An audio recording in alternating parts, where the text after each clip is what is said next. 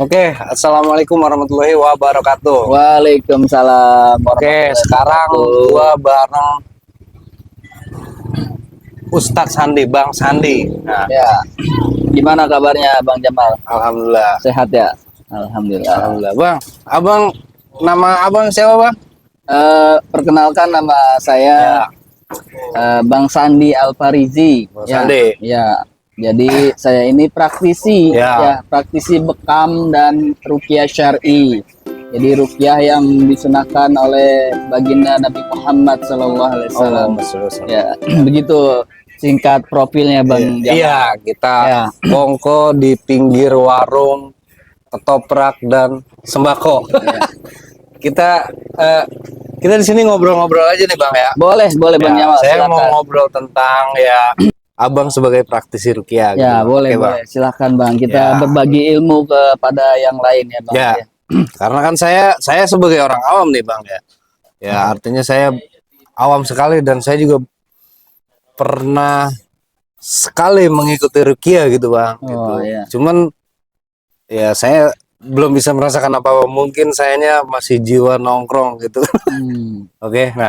Ini Bang, saya mau nanya, Bang. Ya, boleh Bang. Silakan. Bang, ruqyah itu apa sih penjelasannya gitu? Ruqyah gitu.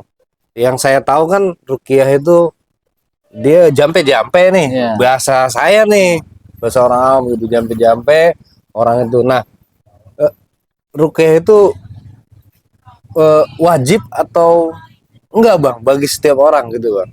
Oh, gitu. Baik, Bang Jamal. Terima kasih pertanyaannya ya.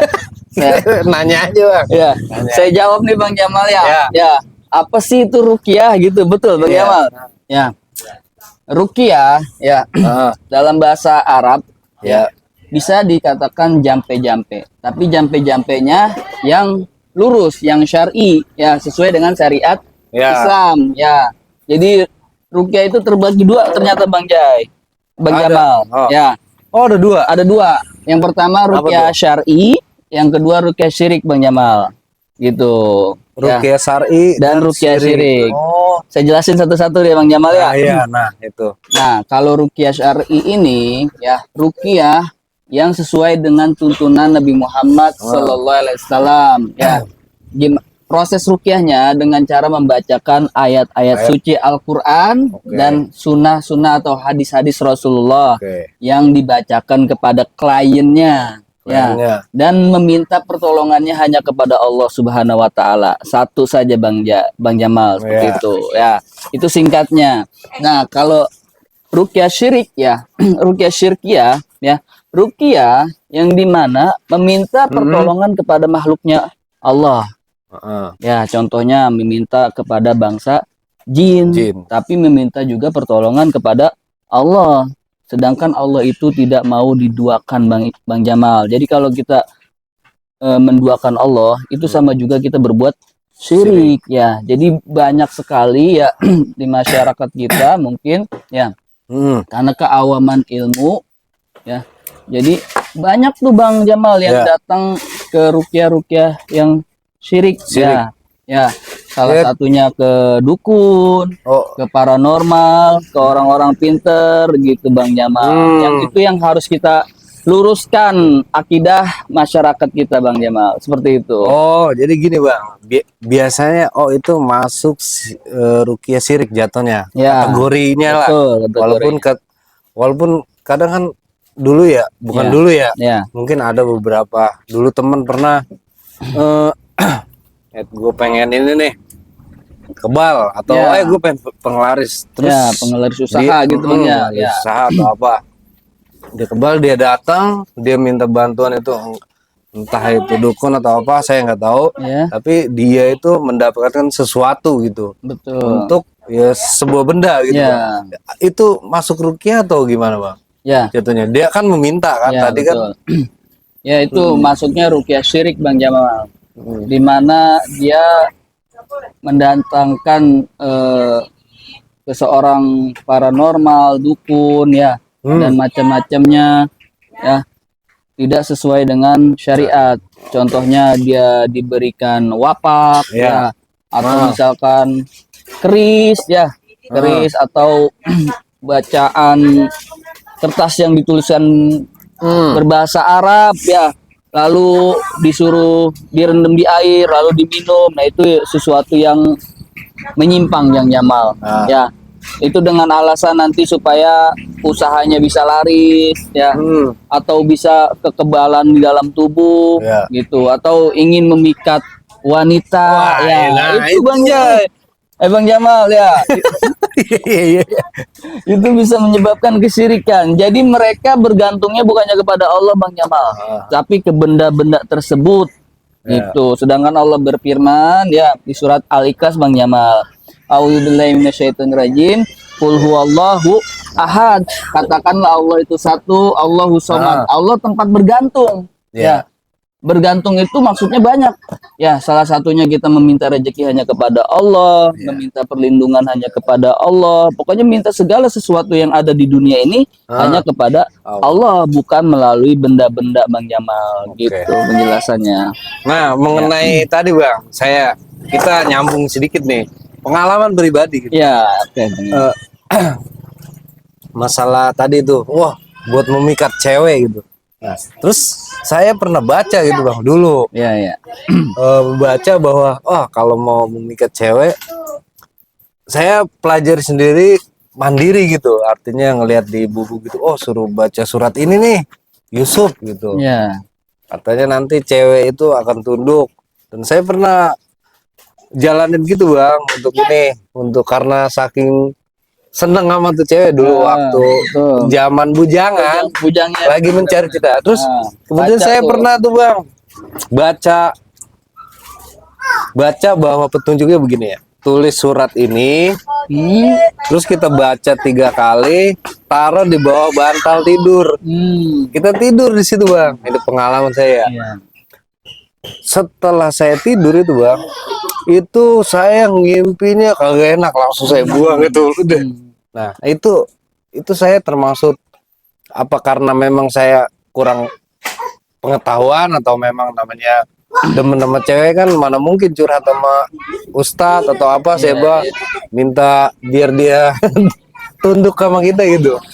Nah, itu salah satu begitu atau gimana Bang? Gini Bang Jamal ya, soal wanita ya atau jodoh lah gitu ya bahasanya. Kan kita sudah ditetapkan nih jodoh, rezeki ya kan, kematian itu sudah ditetapkan ya.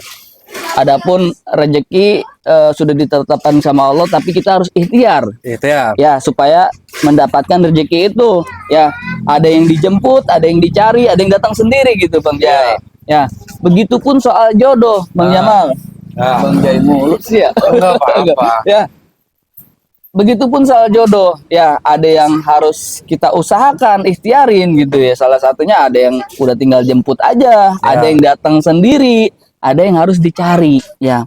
Nah, ikhtiarnya itu pun ada yang ikhtiar syar'i dan ikhtiar syirik Bang Jamal. Nah, kayak tadi itu saya gimana Bang? Kira-kira apa saya termasuk gitu. Barusan yang diceritain Bang Jamal itu tidak sesuai dengan syariat Bang Jamal. Rasulullah tidak mengajarkan seperti itu. Misalkan di surat Yusuf di ayat tertentu ya kan. Terus ditaruh di bawah bantal, itu Rasulullah tidak mengajarkan seperti itu. Jadi kita ini udah ada panutan ya dalam mencari jodoh, mencari rezeki ya. Itu udah ada panutan, yaitu Rasulullah. Caranya seperti apa Rasulullah mencari jodoh? Laqad kana lakum fi Rasulillahi uswatun hasanah. Jadi Rasulullah ini panutan buat kita nih sebagai umat-umatnya. Salah satunya mencari jodoh. Ya, kalau sesuai dengan syariat Islam ya, ada yang namanya doa, ikhtiar dan bertawakal. Gitu. Doa nih kita semaksimal mungkin kalau memang kita pengen segera jodohnya dicepatkan sama Allah gitu. Berdoa yang banyak ya. Habis sholat fardu kita doa ya kan. Ditambah ada doa-doa mustajab ya. Ditambah sholat sunnah tahajud, yang dimana sholat sunnah tahajud tuh kata Imam Syafi'i ya Bang Jamal bagaikan busur ya yang tepat pada sasarannya. Tuh, jadi kalau kita sholat tahajud ya, itu doa kita insya Allah cepat diijabah ya. kebutuhan yang kita inginkan itu insya Allah cepat diijabah. Salah satunya jodoh itu. Makanya kalau minta boleh berarti kita. boleh, tapi yang tadi tidak sesuai yang sesuai syariat. Jadi ya kalau pengen dapat jodoh, ya bangun malam, sholat tahajud Bang Jai. Insya Allah itu cepat dikabulkannya. Jodoh ya, itu. Karena jodoh itu kebutuhan Bang Jai. Ya, Bang Jamal ya. Oh iya. Biasa. Kebutuhan Bang Jamal ya. Ya, kalau tadi yang di surat Yusuf ditaruh di bantal terus jadi mimpi buruk, berarti itu ada setan di situ main Bang Jamal. Meskipun itu bacaan Quran. Ya, tapi kalau tidak sesuai syariat, ya maka setan masuk di situ Bang Jamal. Iya, begitu Bang Jamal. Sedikit penjelasannya. Oke, benar. Oke. Tadi kita udah dijelasin sama Bang Sandi, Bang Ustadz Sandi tentang ruqyah. Ada dua. Ya, betul Bang Jamal. Gitu ya. Ya, ruqyah syar'i dan non syar'i lah. Iya, non syar'i. Gitu. Ya. Gitu Bang Jamal. Buat pengalaman teman-teman. Nah. Oke, Bang. Ya. Ada pertanyaan lagi nih. Boleh Bang Jamal, silakan. Bang, biasa kalau orang itu butuh ruqyah itu dampak tanda-tandanya apa itu Bang? Oh, ciri-cirinya. Iya, ciri-ciri. Yang orang-orang yang harus diruqyah gitu Bang ya. Ruqyah, ya. Gitu. Ya. Kalau ciri-ciri orang yang harus diruqyah itu tidak bisa dilihat dari kasat mata bentuk wajahnya Bang Jamal. Rasa aja berarti dia apa? Jadi dari kelakuan tiap harinya Bang Jamal itu baru ketahuan ciri-cirinya. Ya, jadi ada 50 ciri-ciri ya orang-orang yang harus diruqyah tuh. Ciri-cirinya. 50. Ya, ada 50 Bang Jai. Bang Jamal, banyak ini kalau misalnya ya kita ceritain dan itu harus diceritain satu-satu Bang Jamal ya. Kita kupas secara detail ya supaya orang tidak salah paham pengertiannya gitu. Ya. Salah satunya yang pertama ya Bang Jamal. Yang umum aja Bang. Yang umum, emosi yang tinggi Bang Jamal. Emosi yang tinggi. Ya, itu ciri-ciri orang yang patut untuk diruqyah. Contohnya bentar nih. Ya. Contohnya mungkin kayak yang saya rasa coba ya. Misalnya saya aplikasikan apa yang saya rasa dengan emosi gitu. Betul. Ya. Betul atau enggak gitu. Biasanya kan emosi itu gini Bang. Mungkin kayak begitu atau bukan nih. Saya kalau lagi misalkan ya bareng sama keluarga atau ada teman tiba-tiba berbeda pandang atau apa kesel dengan kelakuan dia, terus tiba-tiba emosi itu pernah langsung terlontar gitu. Tapi sebelum terlontar itu memang dalam hati pikiran itu seperti ada yang mau merangkai kata-kata, terus tiba-tiba kayak terdengar sama kita, tiba-tiba langsung terlontar gitu Bang. Apakah emosi seperti itu atau memang emosi yang berlebihan gitu? Emosi yang selain kata-kata dia frontal dengan fisik, bentar-bentar salah sedikit, gitulah. Jadi emosi seperti apa? Jadi emosi itu ada dua Bang Jamal ya. Ada yang emosi yang bisa dikendalikan ya, dan ada emosi yang tidak bisa dikendalikan. Nah, kalau untuk yang patut diruqyah ini orang-orang yang emosinya sulit dikendalikan. Gitu Bang Jamal ya. Kayak gimana tuh Bang? Contoh misalkan masalah kecil di rumah tangga gitu, hal-hal sepele misalkan contoh nih Bang Jamal, seorang istri itu ya.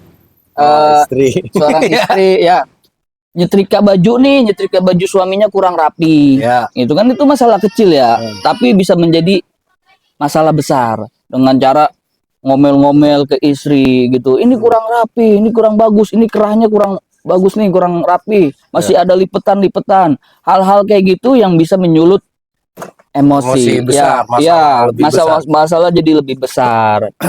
Begitupun seorang anak yang ngelawan sama orang tua, emosinya sulit dikendalikan. Jadi seakan-akan ini bukan anak kecil, seakan-akan orang dewasa yang lagi marah-marah gitu. Padahal ini anak kecil. Padahal anak kecil dengan dia sudah ada karakter orang dewasanya dengan sorot mata yang aneh, ngelihat orang tua gitu, seakan-akan ada emosi. Iya. Jadi orang tua tuh takut sama anaknya. Gitu. Ataupun seorang istri ya yang selalu membantah terhadap suaminya. Ya, itu ya. pun harus diruqyah, Bang Jamal ya, itu harus diruqyah. Istri yang Selalu membantah terhadap suaminya ya. Mungkin bisa jadi keawaman ilmu ya si istrinya. Ya.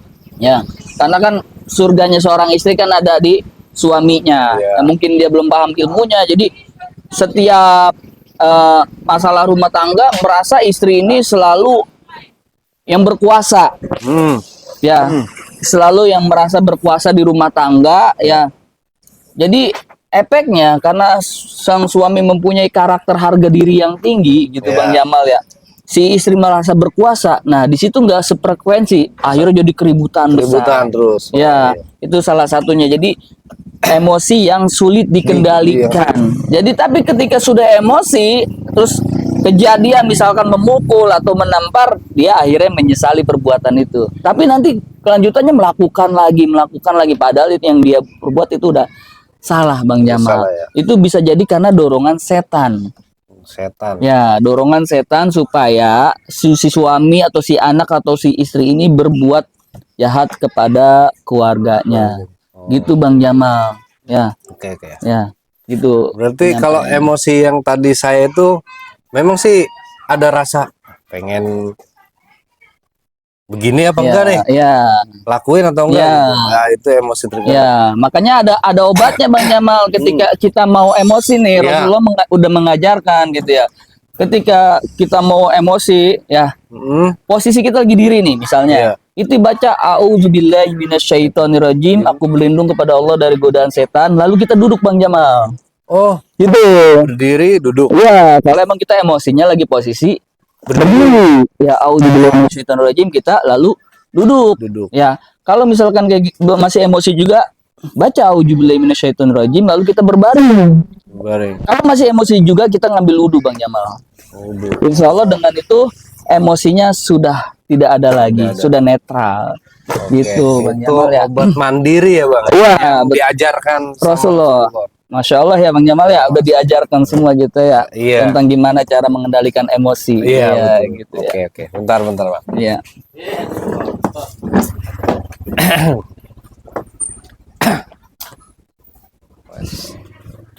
Oke. Nah, oke Bang. Mengenai emosi nih, sebenarnya kalau saya terusin banyak gitu. Ya, itu baru satu ya, 50 ciri-ciri, baru satu aja gitu udah panjang, Bang Jamal. Ya, mungkin secara umum banget itu memang emosi ya, Bang. Betul. Karena emosi itu saya ngerasakan itu enggak di mana, apalagi saat berkendaraan itu, Bang. Betul, ya. Kadang saya bingung, Bang, kalau kita emosi begitu, Bang. Emosi dalam hati itu apakah jatuh kita dalam perbuatan dosa, atau emosi terus keluar baru kita saat dosa gitu. Biasanya kan kalau dalam berkendaraan nih, Bang, saya ya contoh lah, lagi ini toto emosi motor atau mobil, sennya ke kiri, toto dia belok kanan, kita hampir ini ibu-ibu mau kemana sih, mau belok apa mau kita mau mendahului, kan rada kesel tuh. Nah di situ kadang hati itu kita bergejolak nih, Bang, misalnya bergejolak suwe atau brengsek gitu. Nah itu apakah masuk jatuh dosa saat itu terucap sedikit, atau dalam hati ngedumel, atau memang harus, atau memang kalau yang emosi tinggi kan goblok lu gitu, atau enggak gitu. Nah itu gimana, Bang? Nah itu sudah ada hadisnya, Bang Jamal ya, bahwasanya kalau kita baru niat ya mau melakukan burukan ya atau dosa ya, itu baru niat, itu tidak dihitung dosa. Tapi kalau kita sudah melakukannya maka dihitung dosa, Bang Jamal. Nah kalau misalnya melakukan gini, Bang, ya artinya gini ya, saya nanya nih, melakukannya terucap dikit ya, tapi namanya di berkendaraan itu umum banget, tidak bisa mengontrol emosi gitu ya. Terus sialan banget nih, tapi suaranya kecil gitu, Bang. Itu kita udah masuk dosa kecil lah tuh. Iya, sudah masuk dosa karena sudah terucap. Iya, gitu. Tapi itu udah termasuk dosa kecil, Bang Jamal. Artinya bisa dihapus dengan segera dengan beristighfar. Astagfirullahaladzim. Ya, insya Allah dengan beristighfar, dosa yang barusan dilakukan segera diampuni sama Allah Subhanahu wa taala. Begitu Bang Jamal. Ya. Itulah pentingnya berarti. Ya, makanya Rasulullah itu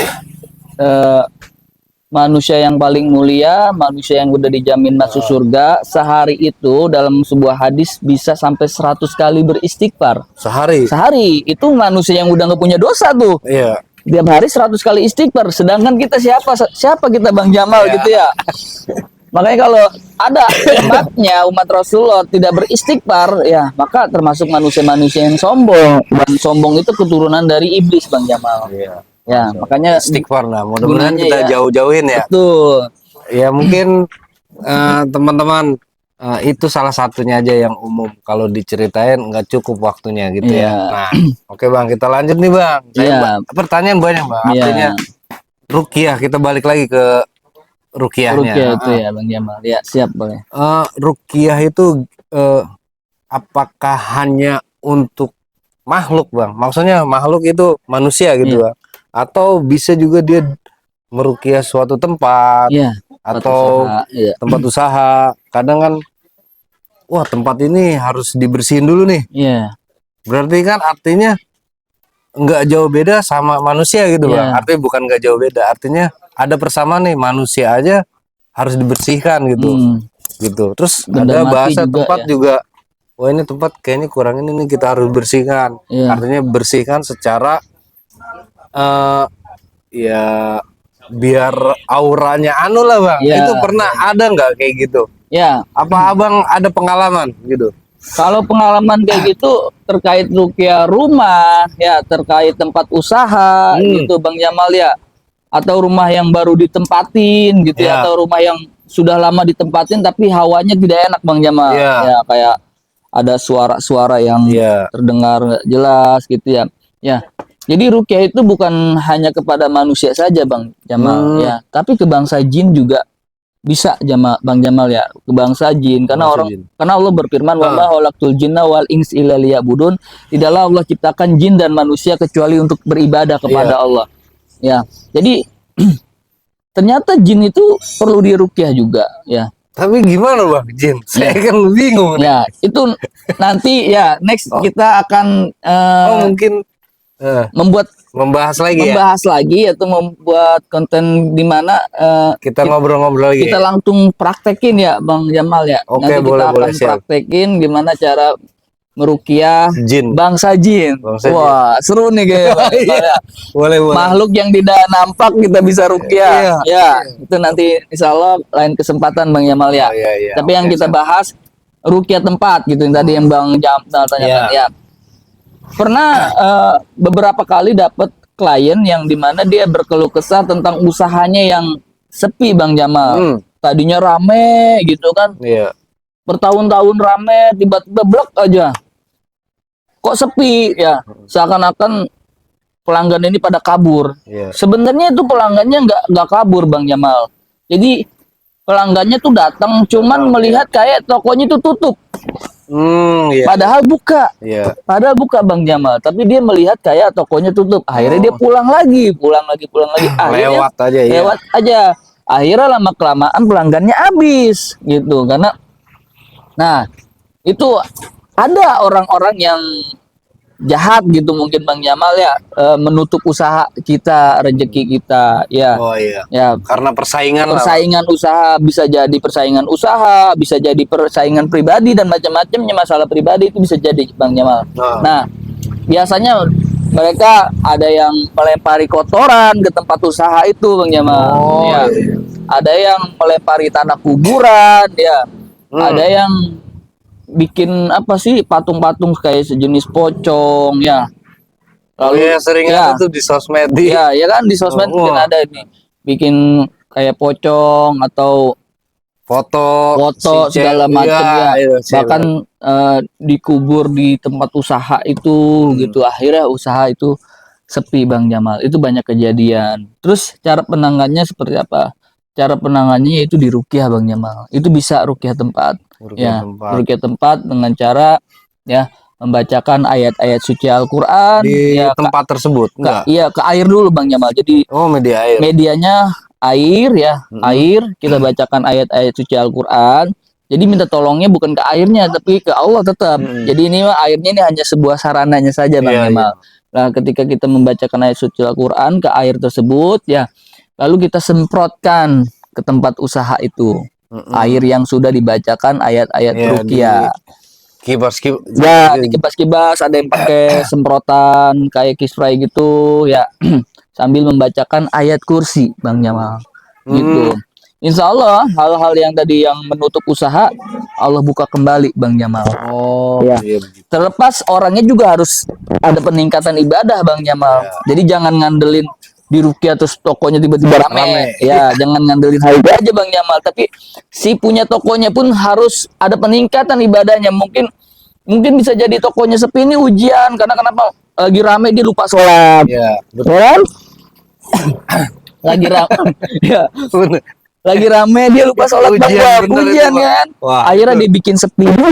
Bisa bikin sepi supaya orang ini ingat lagi kepada Allah Bang Jamal. Gitu. Makanya ya tadi yang saya bilang tadi tahajud, masya Allah Bang Jamal, itu kalau kita tahajud segala hajat kita maka Allah akan kabulkan gitu Bang Jamal ya. Jadi ada ruqyah tempat usaha, ruqyah rumah baru atau ruqyah rumah lama gitu, itu bisa Bang Jamal. Bahkan tadi nanti kita akan bikin video ya, kita akan praktekin gimana cara ruqyah ruqyah juga Bang Jamal ya. Insya Allah next selanjutnya ya gitu Bang Jamal. Oke Bang, ya benar.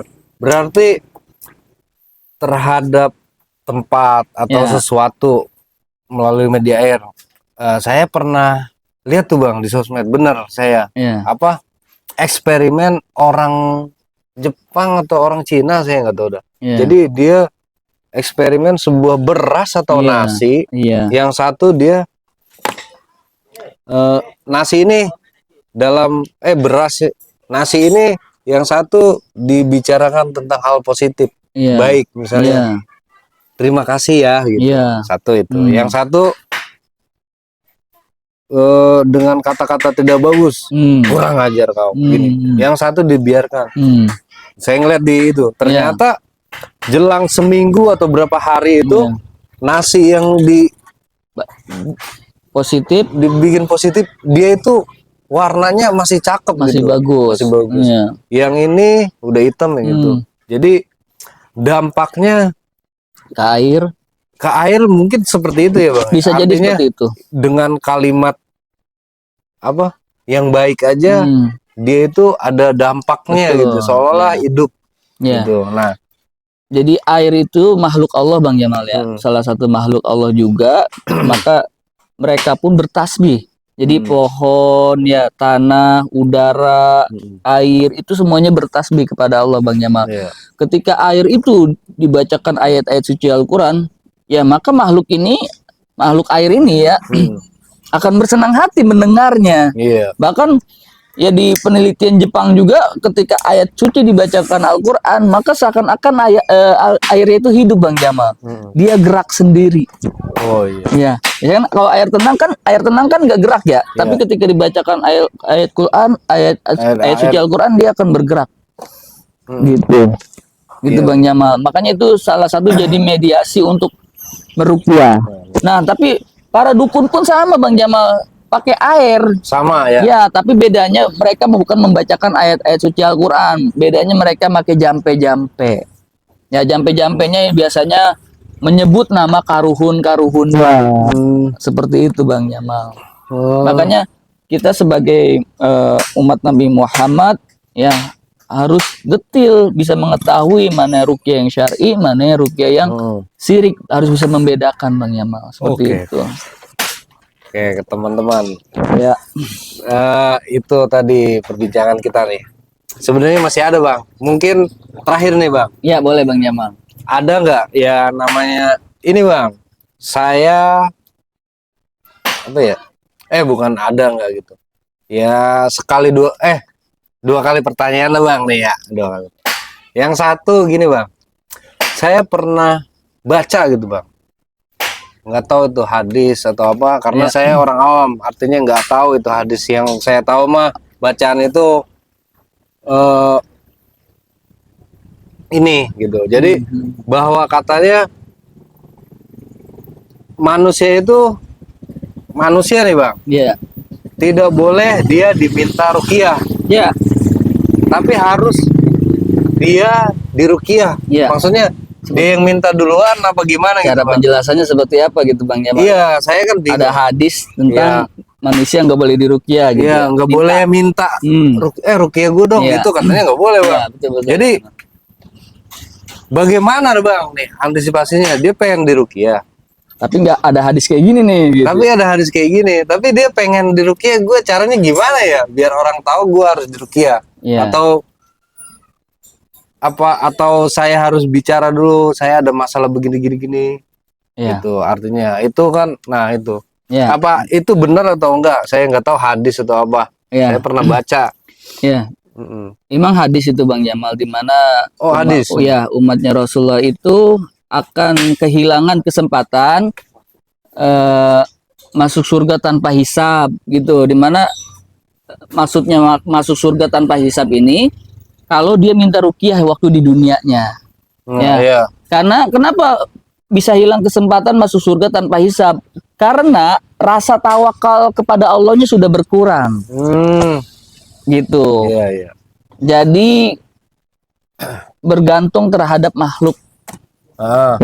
Apalagi sampai dia meruqyah dirinya berkali-kali ke peruqyah itu aja orangnya. Ya, seakan-akan yang bisa ngobatin sang peruqyahnya. Iya. Nah, itu akhirnya kesempatan untuk masuk surga tanpa hisabnya hilang karena kurangnya bertawakal kepada Allah. Jadi Nah, terus cara menyikapinya gimana kalau orang-orang yang belum bisa meruqyah dirinya sendiri, ya Bang Jamal ya.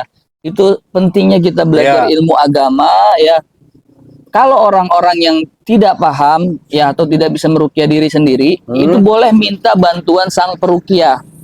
Minta bantuan seorang ruqyah. Ustaz, tolong ruqyah saya ada punya masalah di keluarga seperti ini. Itu boleh Bang Jamal. Oh, boleh. Ya, boleh Bang Jamal. Tapi nanti minta juga ke ustadznya, Ustadz tolong ajarkan cara saya ruqyah mandiri supaya saya tidak bergantung kepada sang peruqyah. Oh iya. Begitu Bang Jamal. Oh. Ya. Jadi cukup sekali nanti dia akan diajarkan ruqyah mandiri sama ustadznya. Gitu Bang Jamal ya. Nah, oke. Bagus. Ya. Oh. Iya. Ya, ada syaratnya kan. Ya. Oke, itu Bang. Ya, itu kan pertanyaan yang saya masih di benak saya itu. Betul. Terus gimana saya harus ini gitu kan? Sementara untuk komunikasi dengan orang praktisi aja kita belum tentu. Mungkin kalau misalkan kita mungkin boleh kali ya. Kalau ada iklan ruqyah masal gini, kita datang. Gitu, boleh gitu ya. Artinya salah satu usaha kita karena kekurangan kita dalam ilmu agama, lafaz Al-Quran kita kan nggak ngerti dan saya pernah begini Bang di di YouTube tuh suka ada dengarkan ini nanti kamu akan merasakan ruqyah sendiri gini getaran dan macam-macam gitu ya. Itu kan membuat saya pengen dengar Al-Quran, bacaan ayat-ayat ruqyah, tapi di situ ada rasa takut. Saya pernah coba dengerin, bukan pahamin gitu ya, resapi gitu. Tiba-tiba kayak misalnya pusing. Oh, apakah itu dampak tanda-tanda bahwa saya itu ada gangguan atau apa? Cuman saya pernah nanya juga sama guru sekolah gitu. Dia bilang kalau misalnya itu udah dengerin aja. Kalau misalnya pusing gitu lawan. Maksudnya coba alirin aja gitu. Entah bisa jadi kalau muntah dia ini, kalau misalkan itu mungkin akan sembuh dengan sendirinya. Nah, dengan metode begitu kita dengarkan itu gimana tuh Bang? Ya. Kalau metode ruqyah yang di YouTube di mana kita mendengarkan ayat-ayat ruqyah ya.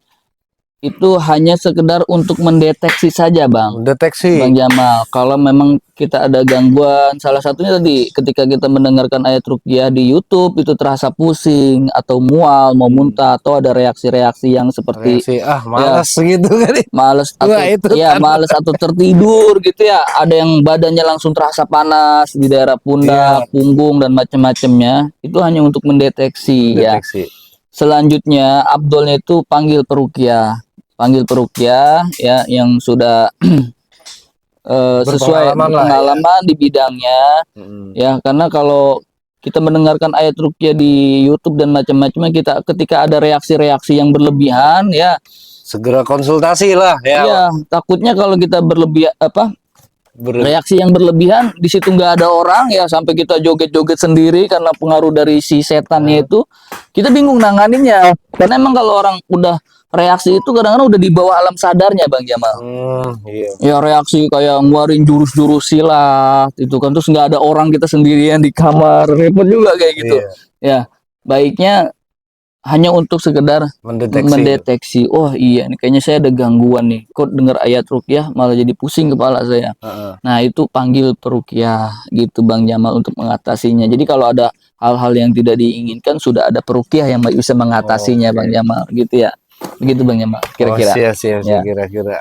Insya Allah nanti Bang Sandi ini akan bikin apa, Bang? Acara Ruqyah masal. ruqyah masal. Ruqyah masal. Insya Allah targetnya 1000 masjid di Jabotabek ya. Saya minta doanya kepada amin. kawan-kawan semua, semoga acaranya bisa terlaksana ya dan bisa berjalan lancar ya. Amin. Oke, teman. Pastikan nanti singgah di wilayah Anda, di masjid-masjid Anda. Mungkin nanti untuk infonya silakan di Terawang di sini nih. Oke, di Terawang. Yang mudah-mudahan masjid Anda adalah salah satu yang disinggahi dari 1000 masjid se-Jabodetabek. Oke, insya Allah terlaksana ya, Bang ya. Amin. Oke. Gitu ya teman-teman. Terima kasih. Assalamualaikum warahmatullahi wabarakatuh. Waalaikumsalam. Oke, Bang. Wabarakatuh.